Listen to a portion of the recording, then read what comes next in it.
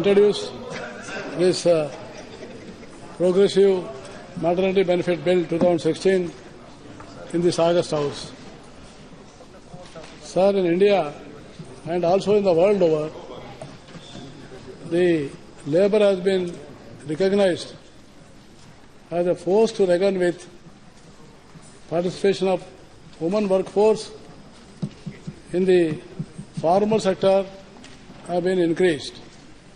And however, the well-being of the woman during the pregnancy and after childbirth has been a matter of serious concern. That's why, though the labour is under the concurrent list, the various legislation passed by respective legislative assemblies and also the Parliament to safeguard the interest of workers in the country. So this Maternity Benefit Act 1961 is one such important legislation for providing maternity benefit to the women workforce in organized sector. The Act regulates the employment of women certain establishments a period before, after childbirth, and provides for maternity and certain other benefits. The Act has been enacted to secure the family and the uniformity in respect of maternity benefit to women workers.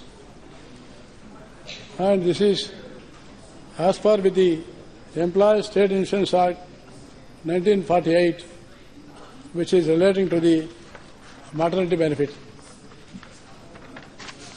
Deputy Speaker, sir, the Act in the first instance, it applies to mines, factories, circus industry, plantations, shop and or other establishment employing 10 or more persons, including any establishment belonging to the government except the ESIC Act, which covers.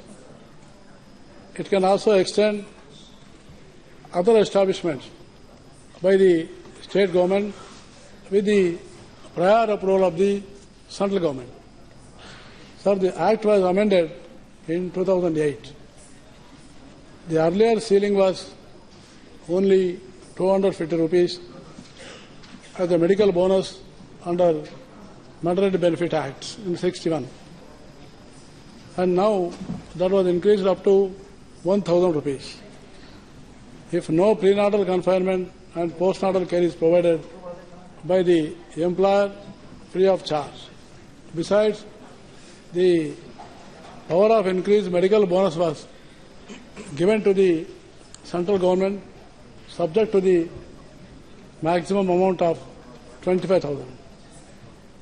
But as for our 44th, 45th and 45th Indian Labour Conference, they have recommended for enhancements of this monetary benefit. And also our Ministry of Women and Child Development has also requested our ministry to enhance the maternity leave under this Act. And based on this ILC's recommendation and also with the Women and Child Welfare Development Ministries, along with many other organizations, we have now proposed to increase the maternity benefit from 12 weeks to 26 weeks for 2 surviving children and 12 weeks for more than 2 children. And the commissioning mother and adopting mother, for both of them also will have 12 weeks maternity benefit. And in this, we facilitate work from home also. And it is a mandatory provision of Krichi in respect of establishment of 50 or more employees, and also to intimate in writing electronically to a woman at a time of initial appointment about the benefits of maternity benefit under this Act. So this objective is the very objective increase the maternity benefit for the purpose of providing full maternal care to newborn child during the most formative period. And enhanced benefits proposed in the present amendment bill will have a positive impact on women participation in the labour force. It will improve work-life balance of the women workers. It has been endeavour of government to ensure well-being of mother and child. The amendments proposed in the bill will go to a long way in this direction.